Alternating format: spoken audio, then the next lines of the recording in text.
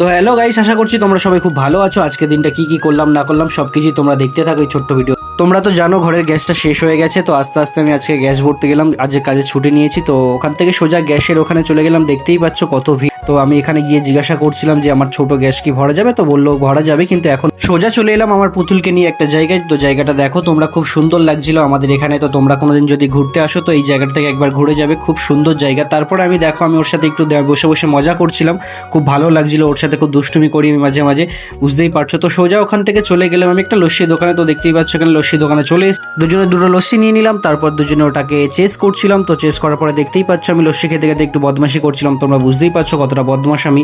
তো ওখান থেকে সোজা আমি চলে গেলাম খাবারের দোকানে। তো ওখান থেকে 2-3 প্লেট বিরিয়ানি নিলাম, আমাদের ঘরে গেস্ট এসেছিল। তো ওখান থেকে সোজা চলে গেলাম আমি দুপুরে কি খাবো সেই তার জন্য। তো ওখান থেকে সোজা আমি আমার দুপুরের খাবারটা নিয়ে আমি আস্তে আস্তে রাস্তা পার হলাম। তো রাস্তা পার হওয়ার পরে দেখতেই পাচ্ছ প্রচণ্ড জ্যাম ছিল এখানে। তো আমি খাবারটা নিয়ে গাড়ির মধ্যে ডিকিতে রাখলাম। তো এখানেই শেষ।